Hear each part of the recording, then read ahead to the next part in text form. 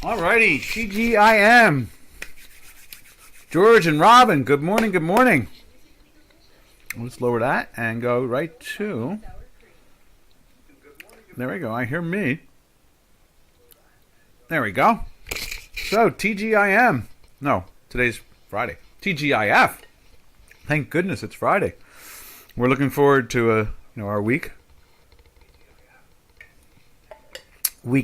as we take a sip of our tea. All right, let's see what we got going on this morning. You can see the dollar index doing what it's supposed to be doing, and that is with the interest rates dropping. Yep, right there. That is the sign of where the dollar is going. It's we talked about this last couple of weeks. We expect to see it break into the 90s at this point. It's going to take a slow, steady drive. It won't happen overnight, but it's just going to slow steadily down. You see over on Chicago Quant, same situation. Third day in a sell. Weeks now in a sell right there. And then over on J4X, you can see the sell for the daily, and right there is the weekly too. It's been in there for weeks. You can see all the red there. Green line underneath. Just the whole typical action there. Now from there, what can we say about anything? Well, within an hour, we get a big number. That's going to excite the marketplace. They're looking for 200,000 jobs, and some are looking that think that the number really will be like 150. If it's 150, stock markets really start to lift. If it's worse, say 125 or 100 or less than that, it'll scare the daylights out of the markets, and they may sell it down. So it's going like we're getting towards. We may be. I'm just saying this just in general because it looks like it. We may be getting close to the point where good news is good news and bad news is bad news. Right now, bad news seems to be good news and good news seems to be bad news. It seems to be reversed out. Janos talked about it years ago now. At this point, the staying power of fundamentals and the way it's interpreted, they do something for 2 or 3 minutes, not 2 or 3 days. On that news that used to move markets for a couple days, now it seems to have an effect more like every just a couple minutes, and it's done and over with. And so that's where we're at right now. We can see that this situation is, in that, this is one of those situations coming up. So right at the end of the webinar will be the action. We will see that action kick out, and we'll see what the numbers are. Maybe what we'll do is we will start off. Maybe we'll try to go all the way to it. We'll see if I have anything I have to jump off for. So now, what else can we say? Oh yes, yesterday, we do look at 2 different pairs trades that seem to connect to commodities. We look at the Canadian against the oil market, and we look at and the better one is the South African rand to the gold market. And yesterday we saw the South African rand just getting beat up. And at the same time, gold was gaining, which is not normal. And when I mean beat up, it was losing against the dollar, which normally it gains against it. About an hour later, we found out that the president of South Africa, from the African National Congress, I believe is resigning. He may have resigned already, Something about finding $580,000 in his sofa. Sounds like yelling now, but anyway, that's part of it. I guess some type of farm fiasco, so forth and so on. Some corruption, your basics, and so that's where we're at the moment with that. And when we go over to those currency pairs, you'll be able to see that, unless someone wants to see it now, of course. And if anybody wants to see anything else. Sofa is the... Do you remember, Janos? Do you remember cash in a bribe? Yeah, exactly. Yeah. Do you remember? What was it? Yellen? Yellen had claimed to have accidentally found, I guess it was $1 billion or $1.5 billion that wasn't accounted for, and I said it may have fallen. I guess she took over for Bernanke. And I was wondering if she had found it in the sofa. Remember I used to say that? What do you mean you found $1.5 billion? Did it what did it fall out of Bernanke's pocket on the sofa in the office? I mean, she just said, we found another $1.5 billion, and I was like, okay, yeah, right. And the risk 30 years in prison for a good mattress. Yeah, yeah, I hear you. I hear you. Can you tell? Did he get removed? Is he gone now, or what? Or are they going to give him an award for new style of investing like FTX? I mean, I tell you, I really think, now I said the FTX word, I really think this fellow from FTX, I think he's going to go the same way as John Corzine did, the Democrat governor, where he bankrupted his company using public funds and didn't go to jail or even get punished. I think Obama gave him a pass or something like that. And I'm not totally convinced we're going to see anything happen to this guy. I mean, he was out there talking on. He was at a conference yesterday or 2 days ago. He was at a conference. He's not in jail. He was at a conference discussing things with, and Yellen was there, and so was foreign dignitaries and so forth. It's like, how's this guy not in jail? So you never know. Unfortunately, our political system has gone South Africa on us, or gone Soviet or something. It's like they pick and choose who they're going to punish. So, but I'm still. I can understand $580,000. It's a dumb place to hide it, but yeah, we had a congressman that put, I guess it was like $150,000 in his freezer, and when the FBI raided his house, they opened up the freezer and there was $150 some odd thousand. Yeah. I mean, it's the oddest thing. These markets are, the political spectrum right now is really off its rails at this point. They're worried about hate speech. What the heck is hate speech? It seems crazy to me. Judging from how finance schemes turn out, it's absurd. Yeah, cheating billions and nothing happens. Meanwhile, some poor guy is getting stabbed in a city suburb by muggers due to $100. Yeah, exactly. It really, I know we're drifting a little bit away from trading at the moment, but it does seem crazy because these people are the ones that make the policies for, taxation and, trade representative type stuff, and that has to do with money in the end result. We, trade things here. Funds were frozen. What funds were frozen? You mean FTX funds? There's only like 100,000. Where's the other? They keep on saying, where's the other 18 billion? That's the bigger question. So, what's probably pretty good, talking about the markets, is that the cryptos have not, they've held up very well. Let's put one of the cryptos up on the screen here. Put Bitcoin up there, and Bitcoin has really held up very well throughout this whole affair. This was the slide, and it's bottomed, and it keeps on pushing up. We've been in a daily buy since here, and we're not in a weekly buy. I can understand that part, but it wouldn't surprise me next week that we start to make it look like we're going to a weekly buy. Oh, in the freezer. The rest is frozen. In the freezer, yeah. That was... it was a joke. I get it. Golf clap. There you go. That was a good one, Robin. You know who I was talking to, since we're in a very relaxed Friday? Wilco.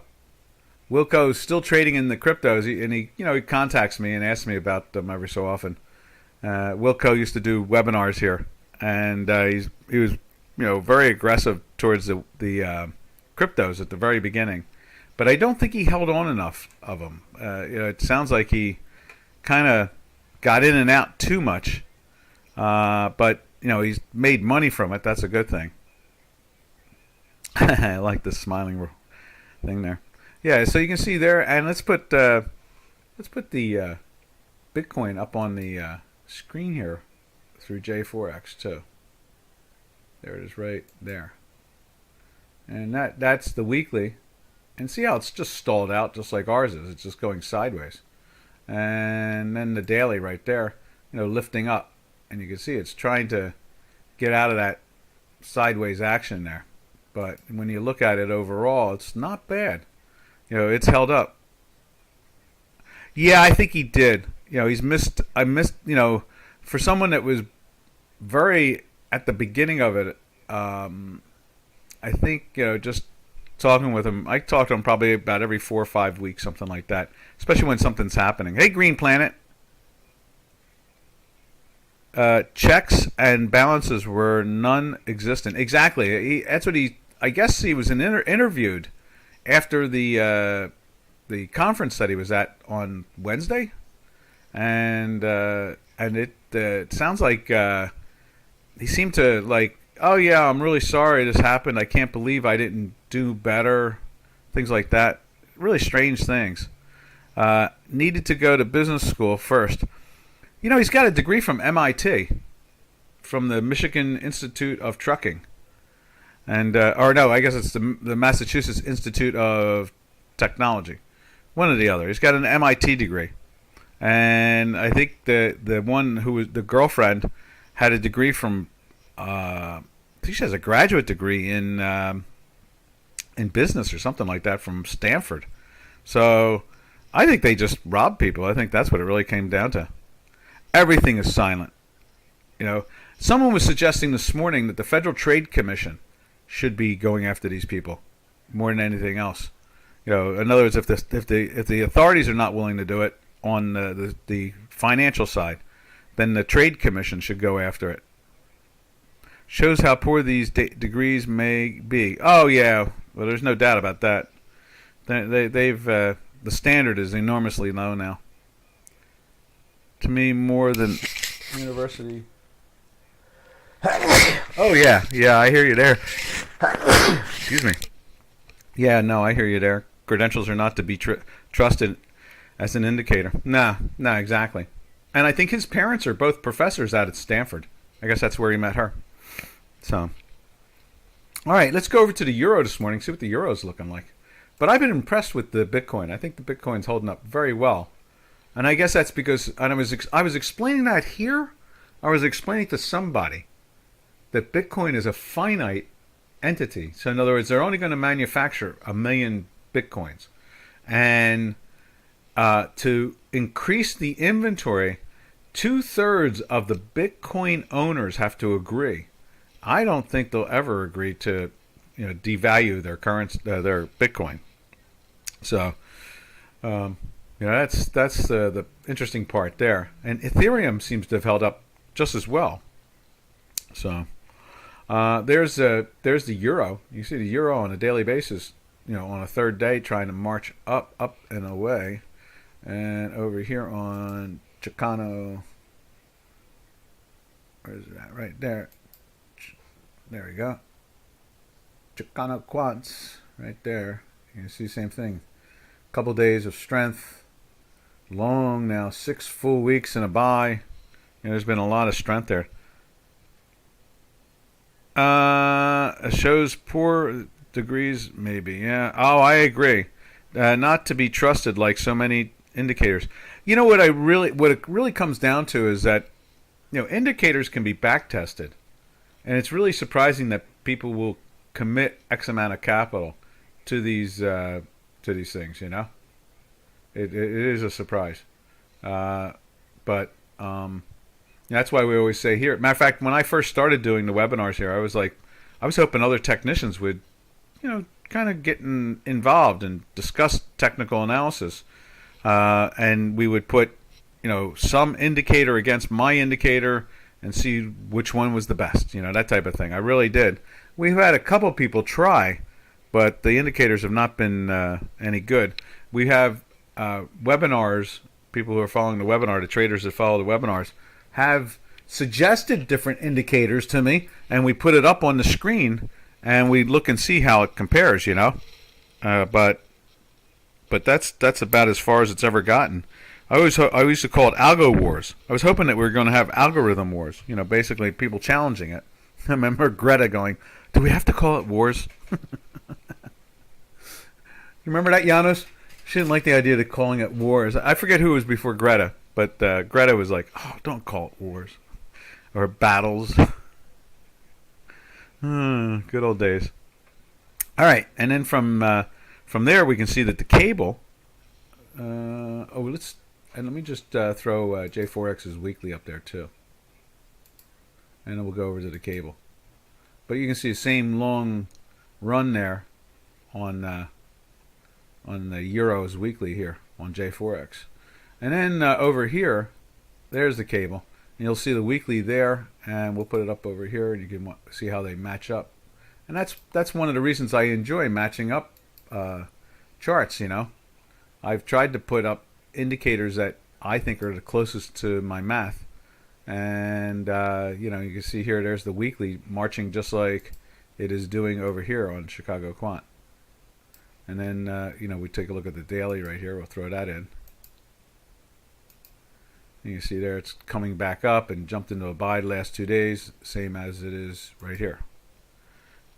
Should try deeper understanding. How sad? I might have missed something. Let's try that. Not to be trusted. Right. And then how sad that anyone believes they can find an edge with lagging indicators. Yes, exactly.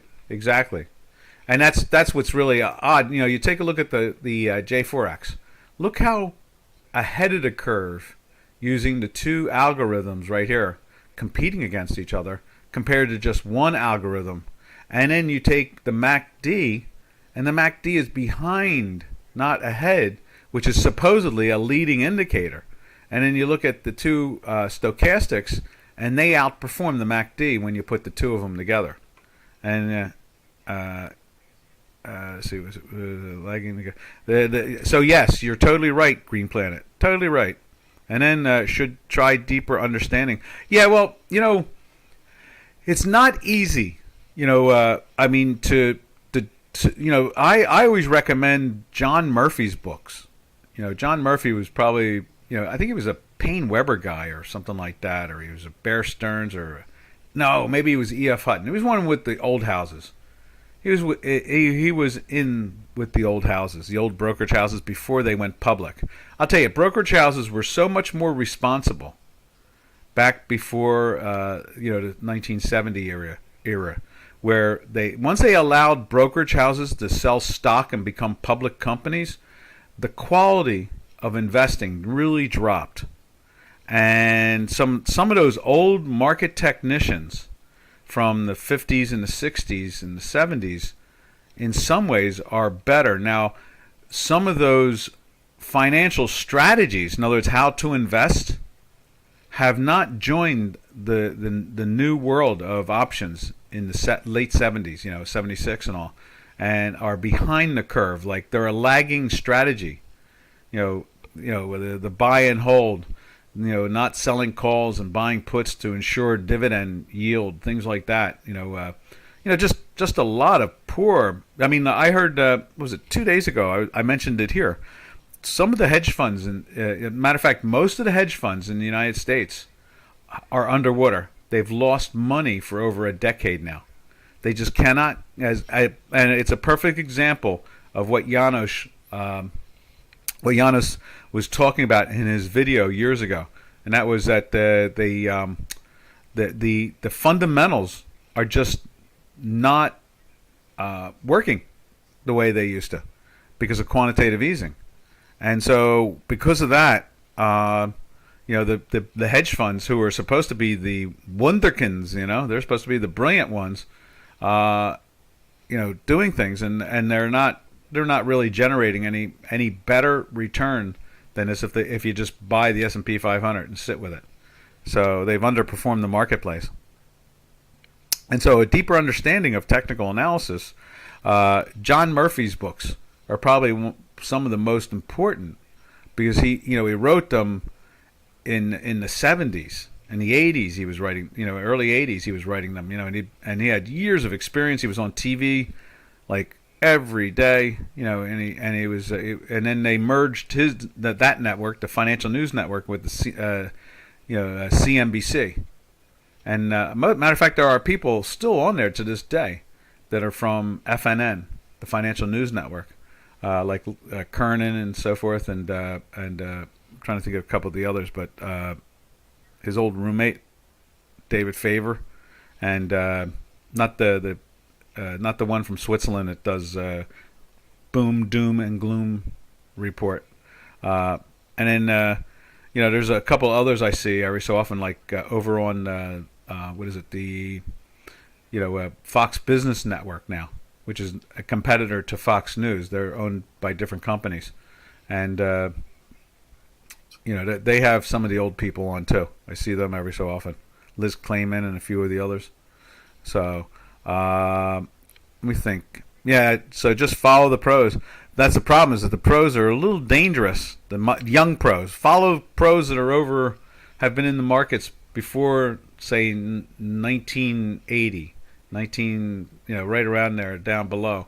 Anybody who's willing to deal with options and more sophisticated, just not that, like the 200-day moving average always blows my mind how many funds chase after that. Doc, I'm surprised a man with your resources hasn't graduated to stereo mic. Well, over the weekend, we'll work on that. How's that? I think it has something to do with, Yano said that they tried to shift it with the OBS, and then I tried plugging in another mic. I'll put the little blue ball on, but they've tried to do that before. We'll try to get that and get me in stereo. There's only one of them. One of him. Oh. Oh my God, Island, that was a good one. You got me there. There's only one of me. That's good, because sometimes I think I'm a figment of my own imagination. I could be right now in a nursing home and I don't even realize it, and this is all playing out in my head. So you just never know. Let me see where we go from there. From there we'll go over to the Swiss, I saw news on that too. What did I see? Oh, I'm going to put it up on the screen. I saved it and I parked it and let me find it for you. There was an article last night, or way early this morning, like 2 in the morning, and I woke up for London to take a look at the London market, and then I went back to sleep. Because I have a positions on over, long-term and short-term positions. So, and I do that. I'll go tune in to the market. I'll wake up just naturally in bed, look at the markets, and then roll back over unless something incredibly wild is going on. And Credit Suisse, I mentioned Credit Suisse yesterday. I guess they cleaned it all up. There it is. There we go. We're going to bring this up on the screen. There it is right there. Let's get rid of that advertisement. And there's the Credit Suisse. Credit Suisse slashes jobs. The stock suffers longest losing streak ever. And there's the stock. It's down to, this was when the Fed was this is when the Fed started doing those swaps with the Swiss central bank right here. So in other words, the stock was trying to climb, trying to get going, I guess. And then they supposedly there's a margin call out there. Yeah, supposedly there's a $8 billion margin call hiding out there, due in the next, I don't know, 8, 10, 12 months. And so I guess they were trying to get ahead of it. So then the Federal Reserve came out and they did swaps with the central bank, and then then the stock, that's what that move was, and it hurt the currency for a while, and then we saw the same thing going on in the Japanese currency. So they were obviously both having problems about something, and in their economic sectors itself. And then after they finished off all those swaps, they did it again. And this stabilized it right here. And the Fed did over $8 billion of swaps with the central bank. And so I guess that was to prop up Credit Suisse. And then this occurred, after it was done and over with, they just kept on gliding. And I guess this is probably the biggie. When it broke down here again and then it gapped there, that was it. They probably just, it was all over with, So... I didn't even read the article. We should go back to see what the article said. But, it is, they're definitely having issues, that's for sure. They are having issues. And so, I guess it says basically is that amid years of scandals, mismanagement, and mammoth asset outflows. That's what we've been hearing.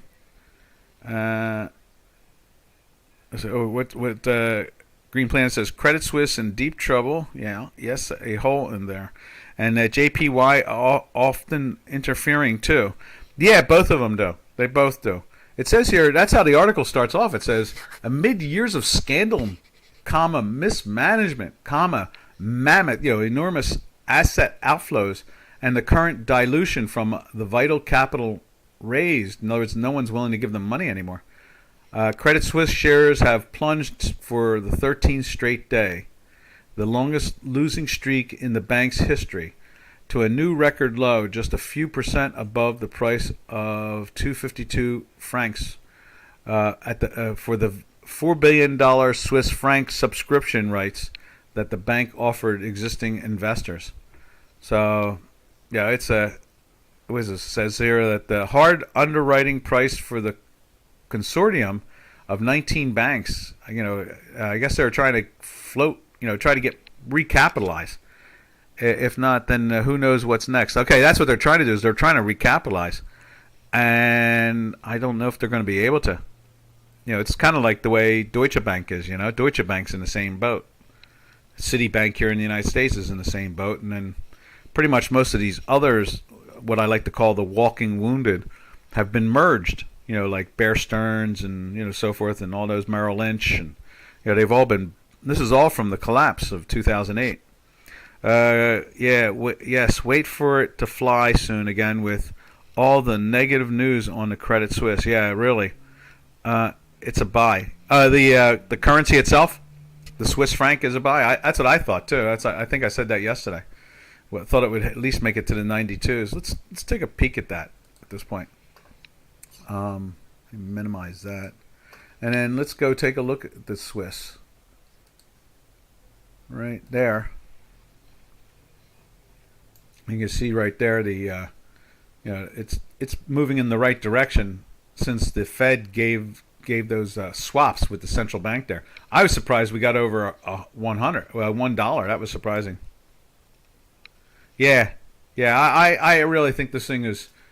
I think they've resolved the collapse. I think that's what's happened, and that's the job of the Federal Reserve, basically. I mean, they're going to play, a banker of the world. They've got to do this when you have a major institution having problems. They've got to lend them money until they can get it back.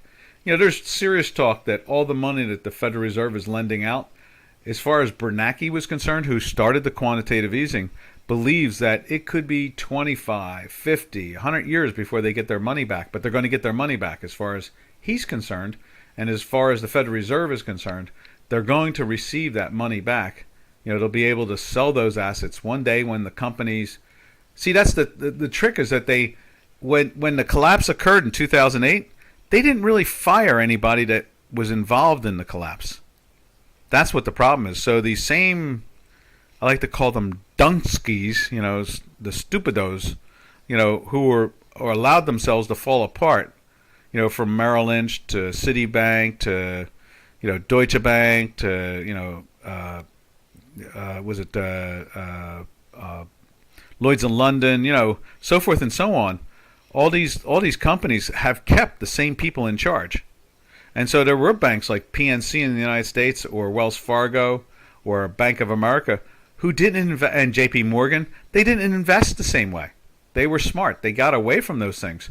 They said, these collateralized debt obligations are not worth investing in. And they didn't. They were very mildly invested, if they were invested at all in them. Whereas like a Merrill Lynch went bankrupt from it. And they had to be merged for like $3 a share or something like that to Bank of America. And Bear Stearns, the same way, merged with JP Morgan for like pennies on the dollar, and they threw the sweetener in of a free building, $1 billion, perfect, the number one address on Wall Street, and a brand new building was given to J.P. Morgan from Bear Stearns' collapse, and so forth and so on. It went that way for Wachovia. Wachovia was another one that was, I think, at the point of Wachovia might have been our largest bank in America at that time. And that got collapsed, and that got merged with Wells Fargo. So that's been the disappointment, is you need these people to get fired, or like the FTX guy, go to jail, one or the other. stop this stuff. It's like fire them, get them out of there. Don't let them just don't let them be in charge of investing anymore of anybody. Make them do something else. Keep them out of the industry.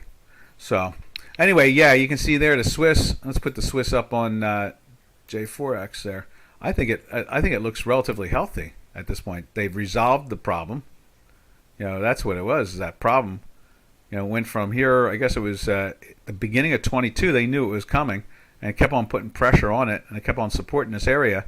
And now you can see it's it's trying to break underneath it and come back. I'm figuring it's going to go down into the low 90s. And then you can see here on the weekly, it's doing the same thing. The weekly is looking bullish, same way. Holding up very well. And same thing here on Chicago Quant. You can see that right there. It's holding underneath with no. Let's move that down. Oh no, that's right. That's the right spot right there. You can see it's underneath. It's been in a weekly sell now for weeks, and now it looks like right there. You can see it's trying to make a break underneath this platform there. So, alrighty. From there we slide over to the yen. Another one of those. They love to interfere in their commerce. Switzerland. I don't think they were as deeply involved. I think they're just smaller, of course. Whereas Japan is. I don't know. They got $1 trillion in U.S. bonds parked, and they've got they're. I guess they're like the third or fourth largest economy. They're about the same size economy as China. In my mind, I know that the media would like to tell you that China is almost the same size economy as America, but it's not. Not with that fixed currency. Because if that currency was floating, it would probably be trading at 15 or 17 or 20 or something like that. It would have more of a Turkish lira look to it, than it does now. So, I mean, when you freeze your currency between 6 and change and 7 and change for decades, it's like, well, how can you take it really serious? Matter of fact, we showed you on a chart. It was very fascinating looking at the Chinese currency. There was one point during the inflation period where everybody else's currencies moved for months upon months. And then finally, they woke somebody up at the People's Bank of China and said, we got to move our currency up. Like it's got to lose money. Everybody else is doing it, and we're gaining against everybody.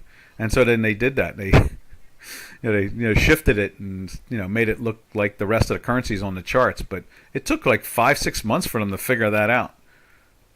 So just shows you how disorganized it is. Oh yeah, the yen. Yeah, well, yen's.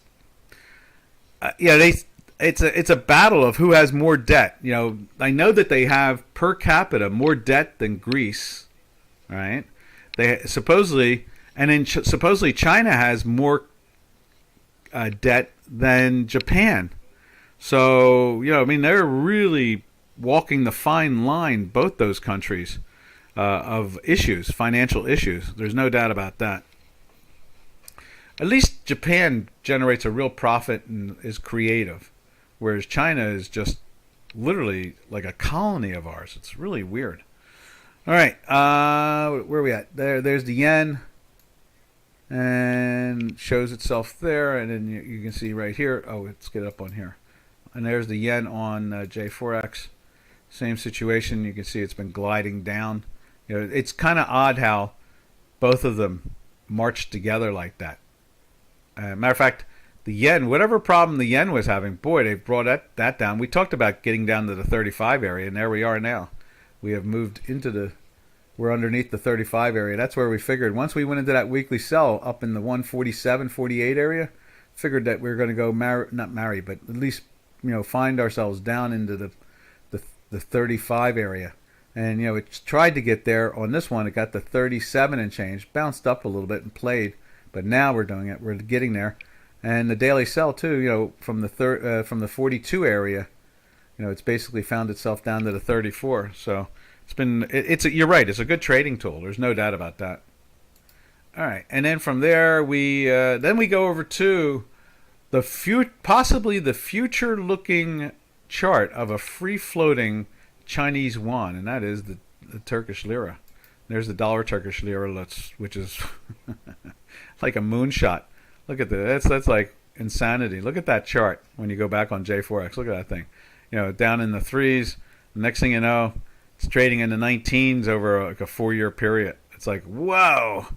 That is without a doubt in my mind what China would look like if they had a floating currency. And let's put it up over here.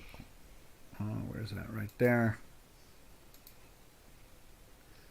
There's the dollar Turkish lira. You can see it's let's see if we can move it. It jumped into the daily buy right there, so that's cool. And they're giving us a little spiky things going on.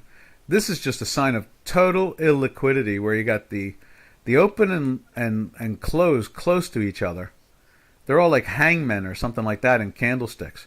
And then they got these giant tails in one direction or the other. It just shows you that there's a lack of liquidity in the product. In other words, there's just not enough participants. You'll be delighted to know that cable is trying to improve. I said this yesterday about cable, and I was kind of surprised I did. But I don't think it's policies that are moving cable. I think it's just interest rates. I think that's what it comes down to. I don't think it's policy, and that's what I'm very pro, like, good management, good government type of stuff, and I'm not sure we're seeing that there. You could say the same thing about the euro too. Yeah, it's not policies, that's for sure. Yeah, I'm and I always try to be more bullish on the cable to begin with, because I think that the Commonwealth is discounted. I don't think they're taking serious the Commonwealth. In other words, if the world loves China with 1.5 billion people and a yearly average income of a little over $12,000, then why don't they love the Commonwealth with 2 billion people, 2 billion people, another 500 million more, with an income of almost $14,000? And I don't understand that. Why aren't they oohing and ahhing about the Commonwealth compared to China? It doesn't make any sense. In other words, good for China, bad for everybody else. Let's see. I'll be coming to shop at 1.1. Oh, you mean on the cable? Where's cable? Let me just throw the cable back up on J4X for a second, just to see where it's trading right now.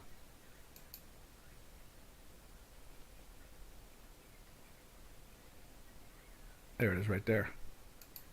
Yeah, it's at 122.80. So you're saying it gets down to 110 again, you're buying. That's what you're saying. Yeah, I don't blame you there. But yeah, it always blows my mind why they don't ooh and ah about the Commonwealth when it's outdoes the Chinese. And they don't use, let's put it this way. They're nowhere near as restrictive economically whatsoever to Commonwealth. All right, from there we slide over to the real trade when it comes to trading with the Turkish lira, and that is the Euro Turkish lira right there. And there is the weekly, and you can see, the weekly's been marching nicely, unfortunately, in the wrong direction for the Turks, but look at this, we're chasing after the 20 part again in that, and then we'll go put the daily up right there. Last couple of days they've been putting real pressure on the Euro Turkish lira there. In a daily buy for 3 days. We've been in a weekly buy for 7 weeks now. So there's a lot of pressure there. And then you can see some of this illiquid trading right there, where you got the open and the close to each other compared to the tails of the body, which says that there's a lack of liquidity. And you can see it on all the charts. You'll see it on J4X's charts, you see it on the exchange charts, and then you see it on our charts. So this is not some type of imagination or me disliking Turkey whatsoever. This is just looking at the math, nothing more than that. In other words, the price action. This is price action. So, and I'm right there with you. If they see that 110 area again, matter of fact, let's do this. I'm a little curious. I want to see what my math was doing back at 110. Let's see, where's that cable, right? So what we'll do, we'll leave that like that. But let's just try this over here. I want to go back to cable on my work. I want to see that. And we can take a look at it too on J4X. We'll do both of them. So when we were at 110, I guess right there, there's 105, right? And then so let's put the center line in for the weekly, like that. Whoop. So you can see there. This is the 110 area.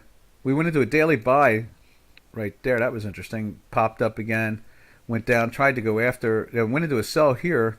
Then we went into a buy again. Another good pop off of it, and then we jumped right into the weekly. I mean, like the weekly really started like right there, because it was getting, the green line had gotten through the manifold. Once it gets through the manifold, doesn't matter what time of the week, it will close in a weekly buy with no. It never fails at closing in a. So far, I've never seen it fail at closing in a weekly buy. And then you can see here. So we go into the weekly buy, I guess in the 112-ish area, and the daily buy. No, it's like 115. Okay. And so then, you can see it go down and try to trade down there. It stays in the weekly buy here. And that weekly buy has been pretty much since that 110 area, that week of it right there, where it put a low in at 110.607. Yeah, that's what I wanted to see. I wanted to see how my math did with it. Interesting. And you can see over here, we'll go to J4X and look at the same thing the same way. That's an interesting point, the 110 area. Let's make it the whole screen. There it is right there. And then there is the 110 area. Yeah, you can see another, it goes into the buy there. This is why this is so much better than a moving average or slash the MACD or some of the other indicators, the parabolic and all. Parabolic is actually a little bit better than the MACD as far as I'm concerned, but it lags.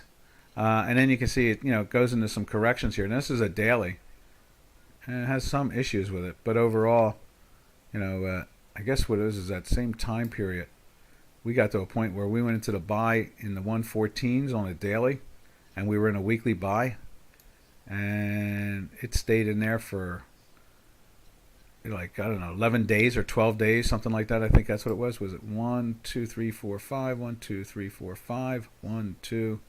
Yeah, so 12 days, and then it went into a sell for a day and went right back into the buy again and started lifting off again. And then it did the little correction here again, and it's doing it again. We're starting to take off again. Went into the buy, and it's just holding up there. That's a good point, that 110 area. Thank you, Planet. Not time to sell my Turkish house. Then, no, I don't know.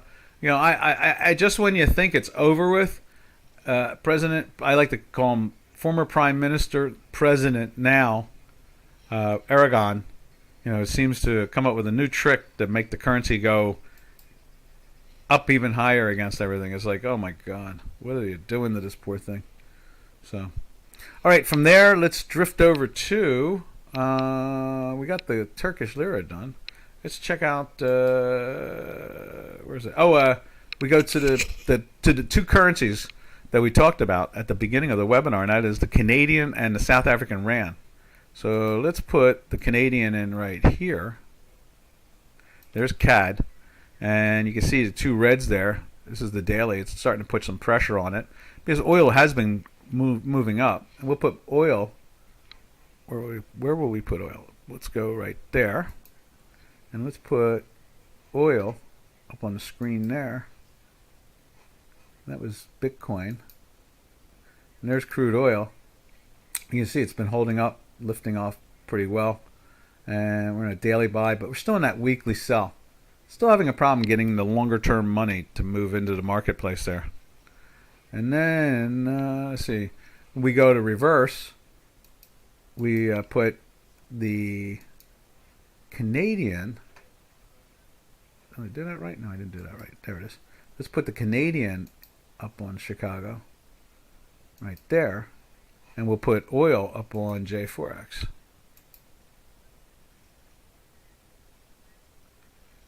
Right there. There's light sweet crude at 81.89. And can see right here, it's trying to go down. You can see it closed there. You're getting a volatility signal here, and 2 days in a sell. This is the second day, still in the weekly sell. So we keep on thinking that with that weekly sell, they're going to find a way to take the oil up. It's a little surprising that we're not in weekly buys in oil. I guess that's the warning sign right there alone. And then from there, we go over to the South African Rand right there. And you can see it's coming down now off of that political situation it had yesterday or the last couple of days. And it's still on a daily buy from here, of course. Let's put that in right there. But, it's just battling along. I mean, the sell's missing out of there too. Where's the sell at? There's a sell there. And then it went into a buy like right there. So let's put that buy in. Matter of fact, it goes buy, sell, buy. Buy, sell, buy. Right there. And right there. And that sell, you see the short term, the 5, right there, the gas line 5, trying to take off for this action. But overall, let's put the center line in.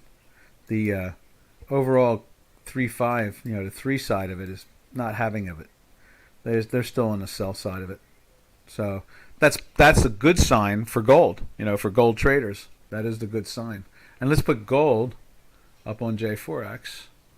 I think it's down, up or down a couple dollars at this point, right there. Trading at 17.99, and let's check it out over here.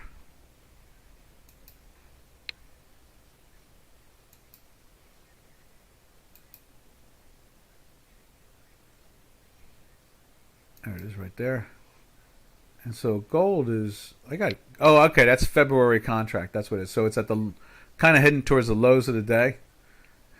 Remember, this is a February, so it has a premium in it, like an interest rate, something that Europe is just starting to get comfortable with again, where you get interest on your money when you buy a bond instead of buying the bond with your money and then having to pay interest to own the bond, which is really weird. So you can see here that's still holding up nicely and made new highs there. And let's take a look at it over on J4X. Doing the same thing. It's made new highs, took out these highs here. It's up higher now. And let's see. That is the gold. And then we drift over to silver. Oh, wait a minute. Where are we? Oh, no, this was currencies. Okay, so now what we do is we do the last one, the Mexican peso. That's what it is. And the more it aims down, I think we're going to be economically better politically. That's what I think. I think that's what it's trying to tell us. I know it's an odd thing, but that's, I think that, during the Trump years it was much lower, and now that it's fighting to go lower, I think it's got more to do with the fact that the Congress is changing. And so, let's see, right, where are we at? Right, Mexican peso, right there. And we're just up a little bit, just hovering, but we're well below this trend line that we've been in for years. And it's been bouncing around it, hits it and drops back down again. And then I understand that something crazy like 1.5 million people have already voted. I mean, we do weeks and months of voting nowadays. That's what we do. There is no like election day anymore in the country. It's like election month. So I mean, there's 3 Congress people still not confirmed. They're ahead. They've won, but the state California is fighting. 2 of them are in California, and one is in Colorado, and they don't. They just don't want to make it. I don't know what they don't want to do. They just refuse. The Republicans have won those seats, and they're just fighting with, just refusing to confirm it. Let's take a look at. Now we'll jump over to. We can go to silver. Let's do that. Let's go find silver. Yes, to all. And to all. And there is silver. Right there. Silver doing its best to hold up nicely. Let's see how it looks over on J4X. At one time, the Mexican peso actually used to follow silver. It's funny, I never mentioned that. But at one time when I was young, you remember that, Robin, when we traded in Chicago? The silver was always, when silver did well, the Mexican peso did well. Because I guess they produced a lot of silver. Back then they did, that's for sure. And so I never really thought about that. But the Mexican peso has been rallying. In other words, it's been doing really good. And the metals market has been doing good, breaking out of its range the whole bit, So I wonder how much of an influence metals have on the Mexican peso. I'd forgotten about that until just now. I mean, I've talked about the Mexican peso, and I've been looking at it on the political side, because they've got so much industry there now from the United States. But yeah, I remember that. I remember them saying that in the pit sometimes. I mean, it was a very odd situation to begin with. The Mexican peso wasn't the most active thing.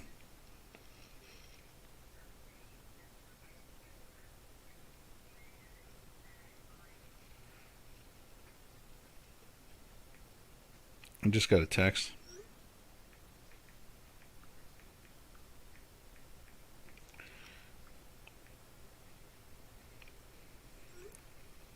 It just almost none webinar. There we go. So yeah, that's I remember that. That's kind of interesting. I'll have to go back and look at. I think I'll do some research on that over the weekend. See how much correlation is between the Mexican peso and the movement of silver. All right, from there we drift back over to there's silver there, and you can see it's taken off really nice. And we'll take a look at the weekly too, right there. Yeah, we'll see what the correlation looks like. So in other words, what would happen is that as silver goes up, this thing should be going down. No, wait a minute. No, how is that? How do we do this? I guess, yeah, as silver goes up, the Mexican peso should be going down.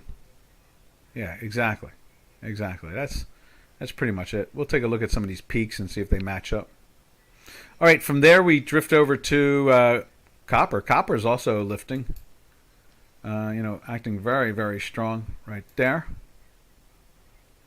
You see that? Not having any issues whatsoever. I would imagine, let's see, we got 6 minutes to the news coming out, so we'll stick around. I'll stick around till like 32. We'll talk about the first minute or two.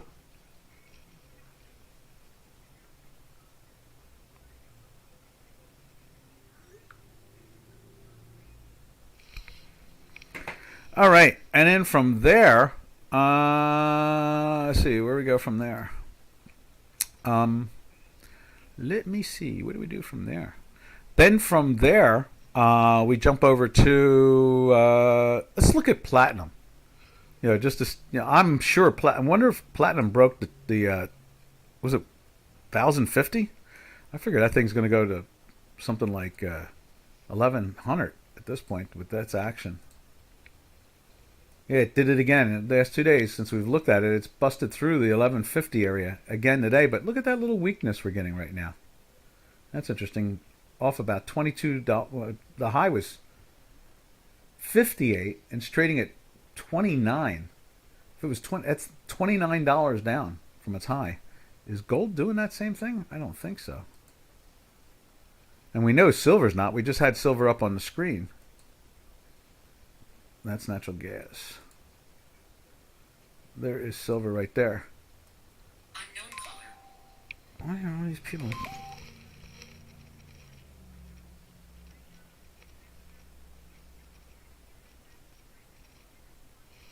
So that is part of the action there. It's going to be interesting to see how that plays out. But I think I'm going to start looking at Mexican peso and silver. See if there's any solid correlation with that. I mean, not solid. We know it's a correlation. Let's see how solid it is. Is it as good as the Canadian? Is it better? I doubt it's as good as. I'll tell you this. I don't expect it to be better than the South African rand. That's for sure. That South African rand, except for that political move yesterday, has been perfect. It has led gold every time until yesterday. All right, now from there we'll drift over. We did the metals. Let's go look at the energies. And there's crude oil. We looked at that before, and up against the Canadian. You can see it's up for the day, and you can see the same thing over here on J4X. Brent should be at, I was going to say at 88.5 or something, but it's not. It's 87.65. We saw it trading at 88 and change yesterday, and that is the weekly. Let's see what's going on there on the daily. You can see it's still holding up pretty well, looking strong, and we're seeing the same stuff over here. But both weeklies, as I just showed you, are underneath, and so is the Canadian, which is really surprising. That they haven't been able to dig themselves out of that and got going in the other direction. From there, we'll take a look at natural gas, and here is U.S. natural gas right there. Whoa! Look at that! Look at that nice big break. It was trading in the 7.2, 7.1, 7.3 area, and it got as high no more than like 7 days ago, up in the 7.8 area. And so we're seeing some good breaks there. You see this action here. It's showing that weakness on a daily basis. Let's see and let's put it up on Chicano Quant. And there it is right there. Same thing, just that long slide. It was over the 8s. And now we're at 6.6. I wonder what that Spanish company is doing. I'm looking forward to that. Hey, Janos, how you guys making it out about getting a European natural gas index up on there? And you can see here it's flirting with that weekly. I think I'm just going to literally I want to remove it. Instead, what I'll do is I'll put the line in too at the same time, because it's going to close back in the weekly sell, which had been in a weekly sell for a long while. Let's just put it in there like that. And you can see we were in the weekly sells from the 9.5 area, and it's been an interesting ride. A lot of the sells have been good sells for trades. There's the last one was right there. Kind of missed. I'm not sure why all the lines are missing, but we'll put them in. Not there. There. There we go. Get rid of that. And then you can see the weekly had been in it. The weekly itself had been in a weekly sell for a while. And then we had that, this nice little curve kick out where it went into the buy, ran up because of the cold weather, I guess, over the 8s. And now we slipped into the sell there 6 days ago, is it? Yeah, 6 days ago. And has fallen from the 7.5 area, a little bit lower than that, down to now to the 6.6 area. So that's pretty cool. And you can see the same thing over here with the weekly. It was a lot of red for a lot of time. See that right there? A lot of red on a weekly basis. Then it did jump up. It went into that weekly buy back in here. In this, was it? That's a real good divergence. It jumped into the weekly buy really early. Then went into a sell, went back into a buy. It's not bad. That was a very interesting. I remember looking at that a couple times and saying that. It's like that's one of the rare times I've seen it actually lead my math, which is cool. It has to happen sooner or later. Someone's got to be able to beat it. What? Didn't hear what? Oh, the oil index, the natural gas index. How's Dukascopy doing about getting that up on the platform? I'm sorry about that. Didn't mean to disturb your writing. The numbers come out in 30 seconds. So we're going to have some action, ACTION soon. Yeah, natural gas. Didn't you say that you were working on getting Dukascopy to put a European natural gas index? Yeah, exactly. Exactly.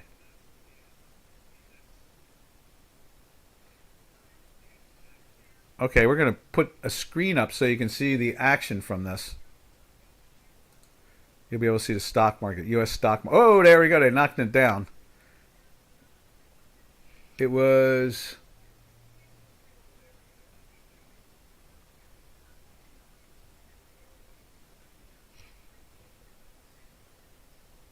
let's move this over. We're going to show you the Tesla one right there. So they just knocked the stock market down. Let's see, we're waiting. Okay, November jobs were down. I thought I heard 125,000. So they were looking for 200,000. So it was deeper, or was it 25,000? Let's see what the number is. Bonds are dropping still from it all. So that's interesting. Interest rates are dropping. So the 10-year now is yielding 3.52 basically. And, we were talking at the beginning of the week, they were yielding 3.57. And you can see here, that's the S&P 500 right there. And the Dow now is down like 350 points.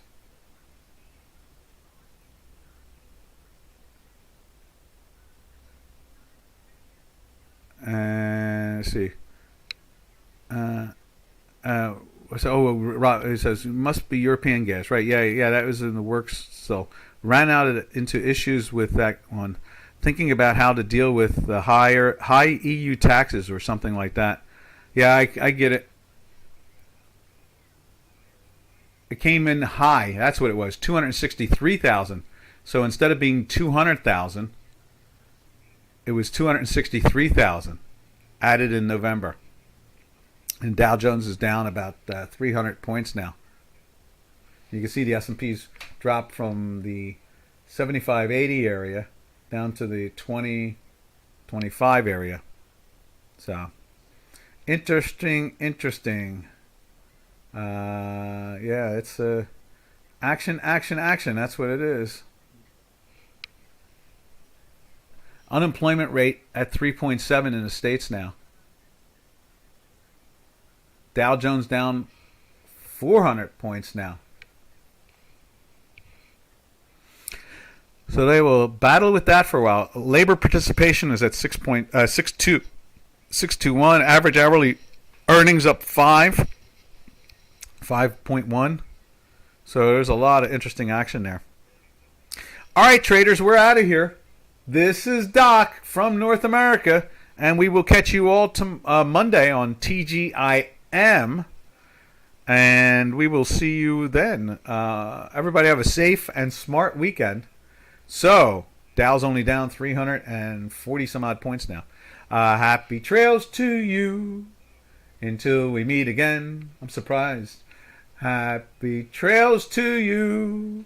To all our trading friends, I'm surprised that the S&P is trying to make new lows as the Dow is lifting up. Interesting there. Very interesting. So we'll see if they get some turn going on in there. Widen that out for you so you can see it closer. But yeah, there we go. Now we're getting a turn. There we go. And we just went into the intraday buy right there. No, right there. And we had the volatility signal right there, and you can see the strength kicking out. All right, everybody. Have a safe and smart weekend. Dow only down 310 points now. All right. Ta-ta for now. Yeah.